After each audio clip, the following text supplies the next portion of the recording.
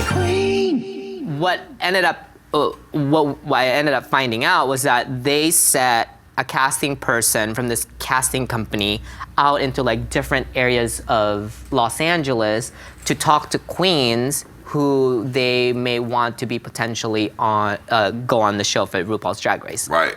So there was this one lady, she's super sweet, but she harassed me for like 3 weeks. Okay, like I saw her fucking everywhere. Right. Like I would turn around and be like, no bitch, you're not talking to me this evening. But she was really persistent, and I think that's what made her really good, is that like she was not gonna take no for an answer. And there was about 4 or 5 or 6 of them because, you know, like Detox has the same experience, and a lot of other queens had the same experience that are local in LA, like Tammy Brown, etc. So anyway, finally, the Monday night before the tape was due, she was like, please, Ongina, just send me something. And I was like, no, I'm not a drag queen. That sounds really fucking intimidating. It does, right? Like if somebody was like, we have a show for drag queens. In 2 days. But no, this was like spans a period of like maybe 2 months that she was following us around. And then finally, 2 days before it's over, she's like, I kept saying no. So finally, 2 days before, she was like, please just send me something. It's just a 5-minute video. Right. And I told her straight up, I was like, this is really intimidating. I'm not a drag queen. You know, like, that's not really my aesthetic.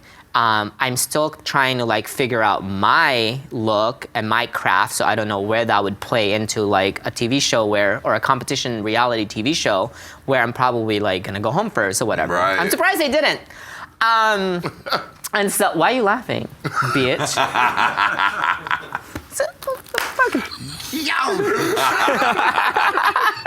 And so, anyway, she was like, just send me something. So at this time, the criteria was you, the queen, plus your best friend. Oh, right. It was the original concept, which was it was like a best friend or like a seamstress. Yeah, so like help you out with shit. Your backstage person. But not even, backstage person or front of camera, whatever it was. But so I called him up and I was like, we have to send a video. He's like, no, I thought you said you're not gonna do it. I was like, well, I did tell you that maybe I might. Right, and I need you to do it right now. And then I need you to come out. So we went out, we partied. He took, videos of me from getting ready up until like us in the club. Oh, after the club, me eating a bacon wrapped hot dog like at 2:30 in the morning out in like Echo Park somewhere. And the video was supposed to be like 5 minutes long, but I think it was like 2 hours.